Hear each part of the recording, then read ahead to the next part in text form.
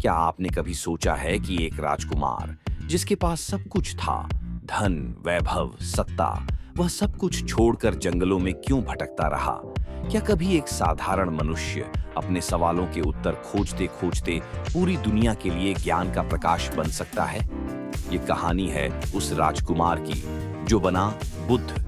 ये कहानी है आत्मज्ञान, धैर्य और अहिंसा की, एक ऐसी सीख जो आज भी हमारे जीवन में उतनी ही जरूरी है। आइए सुनते हैं भगवान गौतम बुद्ध की एक प्रेरणादायक कथा। गौतम बुद्ध एक दिन अपने शिष्यों के साथ एक गांव में पहुंचे। गांव के लोग उन्हें सुनने के लिए बड़ी संख्या में एकत्रित हुए थे। लेकिन उस गांव में एक व्यक्ति था जो बुद्ध से चिढ़ता था। उसे लगता था कि बुद्ध लोगों को भटकाते हैं, साधारण जीवन से दूर करते हैं। जब बुद्ध गांव में प्रवचन देने लगे, वह व्यक्ति वहां आया। वह बहुत गुस्से में था। वह बुद्ध के सामने खड़ा होकर उन्हें अपशब्द कहने लगा।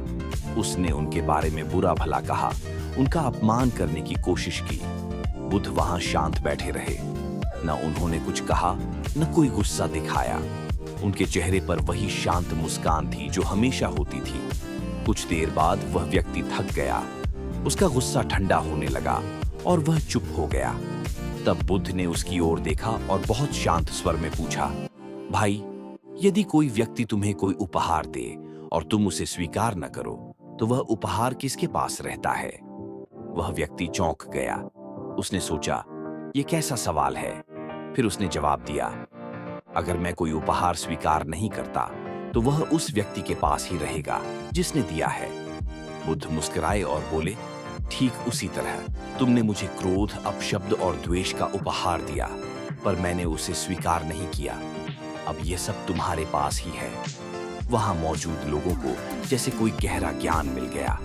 उस व्यक्ति के चेहरे पर शर्म आ गई। वह समझ गया कि बुद्ध की महानता सिर्फ उनके शब्दों में नहीं, उनके व्यवहार में भी है। वह बुद्ध के चरणों में गिर पड़ा और क्षमा मांगने लगा। बुद्ध ने उसे उठाया और कहा, तुम्हारा क्रोध अब तुम्हारे ज्ञान में बदल रहा है।